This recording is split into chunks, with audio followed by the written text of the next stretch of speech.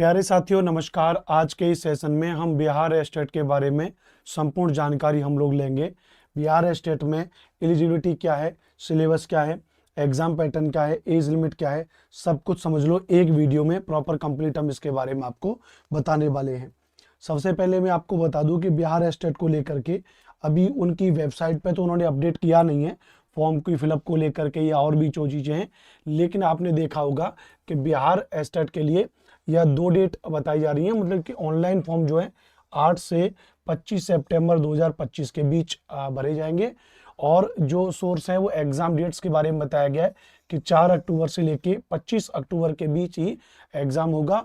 और रिजल्ट के बारे में बताया गया कि नवंबर 2025 में रिजल्ट आ जाएगा, ताकि ये जो बिहार एस्टेट 2025 वाले बच्चे हैं यह बीपीएससी टीआरई 4.0 एग्जाम में पार्टिसिपेट कर पाए। राइट्स, तो यह है, तो इसके फॉर्म भी भरना शुरू हो जाएंगे 1-2 दिन में।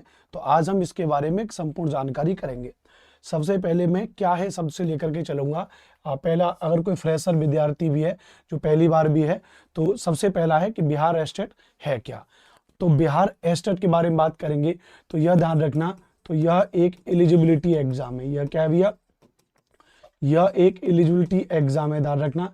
हिंदी में इसको हम कह सकते हैं कि यह केवल एक पात्रता परीक्षा है, यानी इसको पास करने के बाद डायरेक्ट आपकी नौकरी नहीं लगेगी, लेकिन इसको पास करने के बाद आप बिहार में टीचर बनने के लिए योग्य हो जाओगे। क्यों?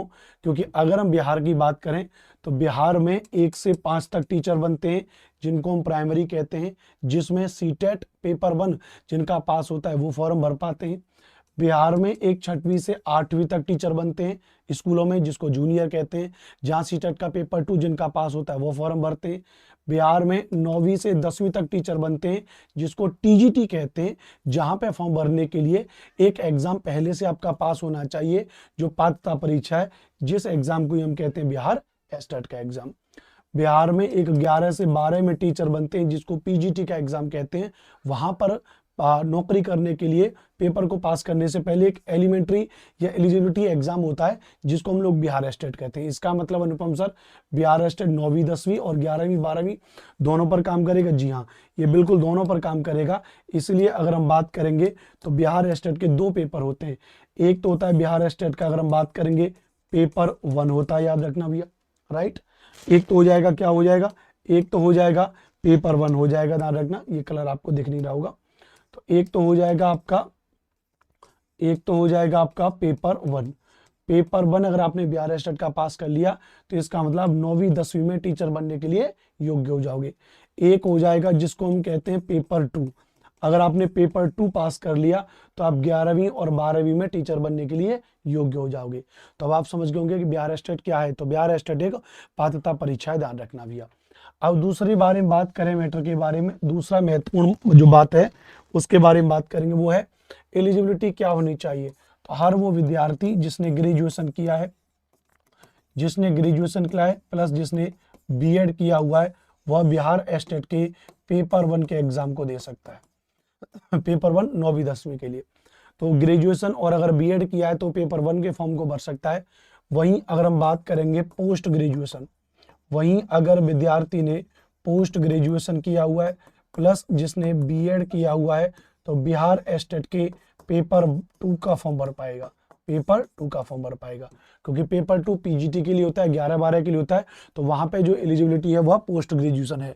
तो एलिजिबिलिटी क्या है कि अगर आप पेपर 1 का फॉर्म भर रहे हैं तो आपका ग्रेजुएशन प्लस बीएड होना चाहिए। अगर आप पेपर 2 का फॉर्म भर रहे हैं तो पोस्ट ग्रेजुएशन प्लस बीएड होना चाहिए, याद रखना भैया। सिलेबस के बारे में अगर बात करेंगे तो सिलेबस में अभी हम आगे आपको बताएंगे, 150 नंबर का पेपर होता है। एग्जाम पैटर्न के बारे में बात करेंगे, 150 नंबर का पेपर होगा। एज लिमिट के बारे में बात करेंगे और आगे की चीजों को हमने प्रॉपर यहाँ पर रखा है। इतने बढ़िया से बता रहा हूँ, तो कम से कम इतना कर सकते हैं। आप लोग हजारों बच्चे इस वीडियोस को देखते हो लेकिन चैनल को आप लोग सब्सक्राइब नहीं करते हो, तो कम से कम आप इस हमारे नए चैनल को सब्सक्राइब कर लो। ठीक है भैया, चलो आगे चलेंगे। तो हमारा नया चैनल है, चैनल का नाम आपको पता है, अनुपम सर एसएसटी। राइट, तो ये अनुपम सर एसएसटी के नाम से ये हमारा नया चैनल है, तो आप इस चैनल को सब्सक्राइब करके रखें। आगे बढ़ेंगे, ये हमने आपको डेट के बारे में बता दिया। सबसे पहली बात, अगर एक एक करके चीजों के बारे में समझेंगे यहाँ पे, तो सबसे पहला पॉइंट क्या है कि पात्रता परीक्षा के प्रश्न कैसे होंगे, तो इसके प्रश्न बहुविकल्पी होंगे, एमसीक्यू प्रश्न होंगे, ध्यान रखना। प्रत्येक प्रश्न के लिए 1 अंक का होगा, नेगेटिव मार्किंग इसमें नहीं होती है, ध्यान रखना भैया, इस बात को याद रखना। अच्छा, कंप्यूटर बेस्ड टेस्ट सीबीटी विधि से आयोजित माध्यमिक शिक्षक पात्रता परीक्षा एस्टर 2024 की अवधि 150 मिनट 2.5 घंटा की होगी। ये हमने जो नोटिस लिया है वो 2024 वाला लिया है, क्योंकि अभी 2025 का ऑफिशियल नोटिफिकेशन नहीं आया है। तो कंप्यूटर बेस्ड आपकी परीक्षा होगी, ध्यान रखना। 1 नंबर का एक सवाल होगा, नेगेटिव मार्किंग नहीं है, एमसीक्यू होगा। इसका मतलब 1 नंबर का एक सवाल है, इसका मतलब जो परीक्षा का पैटर्न है, जो प्रश्न पत्र का पैटर्न है, उसमें आपसे 150 क्वेश्चन आपसे पूछे जाएंगे। कितने क्वेश्चन आपसे पूछे जाएंगे? 150 क्वेश्चन आपसे पूछे जाएंगे। माध्यमिक शिक्षक पात्रता परीक्षा में पूछे जाने वाले प्रश्नों में 100 अंक निर्दिष्ट विषय वस्तु से होंगे तथा 50 अंक शिक्षण कला अन्य दक्षताओं पर आधारित होंगे। यानी जो 150 प्रश्न, ये जो 150 क्वेश्चन आपसे पेपर में पूछे जाएंगे, उन 150 क्वेश्चन में से 100 क्वेश्चन तो आपके सब्जेक्ट के होंगे। 100 क्वेश्चन आपके किसके होंगे भैया? सब्जेक्ट के होंगे, ध्यान रखना।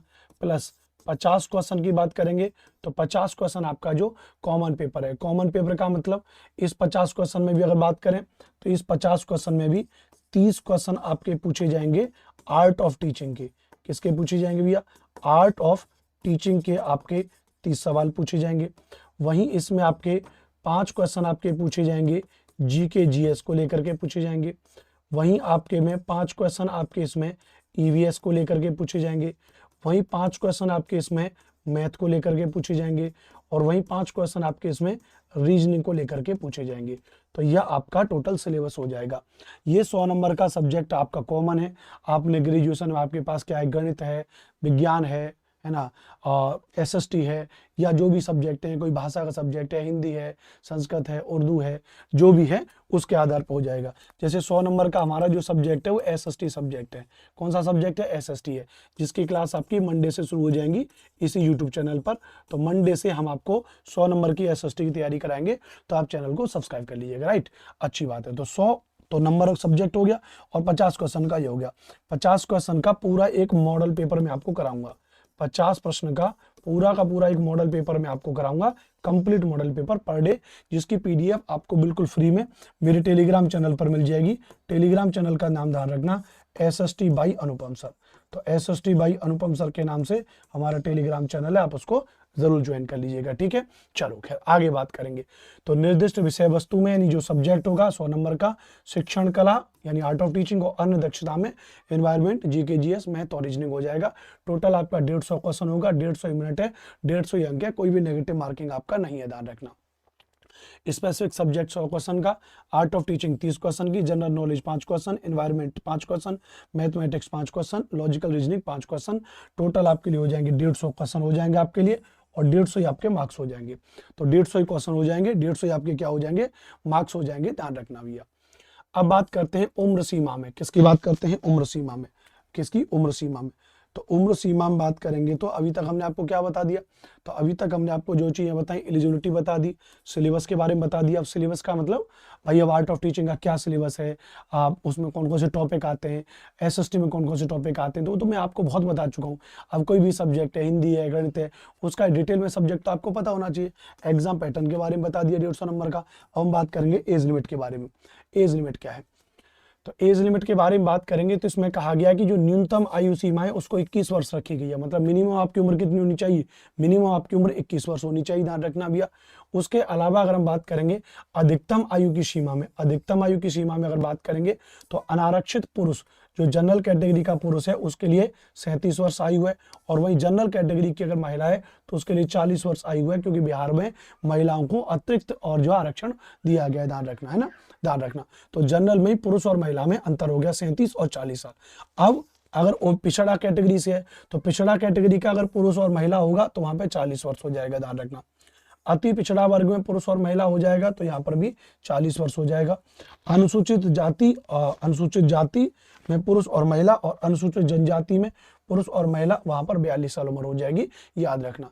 यानी जनरल कैटेगरी का पुरुष 37 साल है, उसके अलावा जो बाकी के रिजर्व कैटेगरी के उनको 3 साल का पुरुषों को एज रिलैक्सेशन दिया गया है रिजर्व कैटेगरी वालों के लिए। महिलाओं के लिए चाहे वो किसी भी कैटेगरी की है, महिलाओं के लिए 40 वर्ष एज उम्र रखी गई है, न्यूनतम ध्यान रखना। तो ये तो रहा इसके बारे में, न्यूनतम उम्र के बारे में।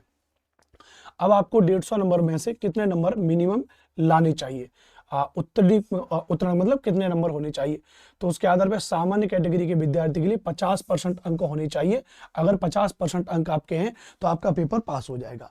50% अंक आपके हैं तो 150 का 50% अगर हम मान लें, 150 का अगर हम 50% 100 कर दें, 0 गया तो 15 चौक 60, 15 75, 75 नंबर पे।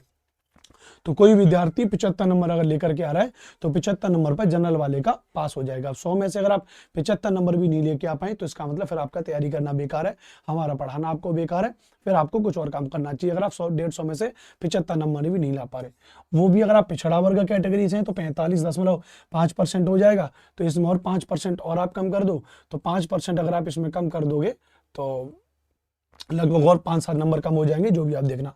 अत्यंत पिछड़ा वर्ग में और कम हो जाएगा, 42.5% है। अनुसूचित जाति अनुसूचित जनजाति के लिए 40% अंक पे पास है। दिव्यांग और महिलाएं, उनको 40% अंक पर पास है। अब आप सोच के देखिए, महिलाओं के लिए 40% है। अब 150 में से आपको 40% नंबर लेकर के आने, तो 15 चौके 60। अब आप 60 नंबर भी अगर आप 150 में से नहीं ला पा रही हैं, महिला किसी भी कैटेगरी की है, तो इसका मतलब फिर उनका पढ़ना बेकार है। आप 60 नंबर भी अगर आप नहीं ला पा रहे तो 42, और उस पर बात करेंगे तो ये भी आप देखोगे तो इसमें वो हो जाएगा, ये कहीं 65-68 के आसपास का डेटा निकल आएगा। गणित में कैलकुलेशन कर लेना। अब सोच के देखो, मैं तो ये मान के चल रहा हूँ, मैं अधिकतम स्कोर 75 को मान के चल रहा हूँ, तो लेकिन आप तो अपने मन में कम से कम ये तैयारी करिए ना, आप अपने मन में तैयारी करिए 100+ नंबर की, कि मेरा कम से कम 100+ नंबर पे आएगा। बहरहाल चलिए आगे चलेंगे। उसके अलावा फॉर्म भरने के बारे में बात करेंगे तो 960 रुपए आपके फॉर्म भरने के, पेपर 1 अथवा पेपर 2 किसी एक के लिए। अगर आप पेपर 1 और पेपर 2 दोनों भर रहे हो तो 1440 रुपए के लिए। किसके लिए? सामान्य वर्ग, आर्थिक रूप से कमजोर सामान्य वर्ग, पिछड़ा वर्ग और अत्यंत पिछड़ा वर्ग। अनुसूचित जाति, जनजाति और दिव्यांग कैटेगरी के लिए एक फॉर्म पे 760 रुपए और दोनों फॉर्म पे 1140 रुपए। तो ये तो कोई दिक्कत वाली बात है ही नहीं, ठीक है।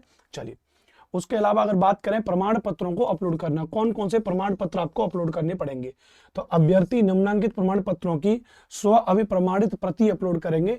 जैसे 10th के लिए, 12th है, स्नातक का प्रमाण पत्र, स्नातकोत्तर, बीएड, अन्य शैक्षणिक योग्यता, सक्षम प्राधिकारी द्वारा निर्गत आवासीय प्रमाण पत्र है, ध्यान रखना। अगर आप अनुसूचित जाति जनजाति के उम्मीदवार हैं तो उसमें आपका जाति प्रमाण पत्र लगेगा। अत्यंत पिछड़ा वर्ग के उम्मीदवारों के लिए क्रीमी लेयर रहित अगर है तो वो आपको मिलेगा। कुल मिलाकर के ये सर्टिफिकेट आपको तैयार कर लेनी चाहिए, फॉर्म भरने के लिए आपको जरूर पड़ेगी, ध्यान रखना। उसके अलावा अब एक सब्जेक्ट मैंने लास्ट में इसमें लगा दिया है, जो हमारा सब्जेक्ट है एसएसटी।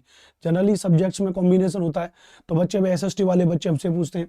तो सामाजिक विज्ञान स्नातक स्तर पर सहायक विषय हो, ध्यान रखना, समझ लो, सहायक विषय हो या प्रतिष्ठा विषय हो, यानी आपने ऑनर्स किया हो या फिर वो सब्सिडरी सब्जेक्ट रहा हो, कोई भी हो, के अंतर्गत इतिहास, भूगोल, अर्थशास्त्र, राजनीति विज्ञान में से किसी 2 विषय में उत्तीर्ण हो, जिसमें अनिवार्य रूप से एक विषय इतिहास या भूगोल अवश्य हो।